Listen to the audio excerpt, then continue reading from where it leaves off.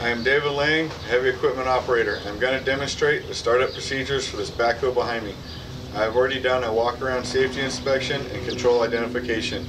We do startup procedures to get familiar with the controls, to make sure the attachments work properly, and to cycle hydraulic fluid through the system. Let me demonstrate.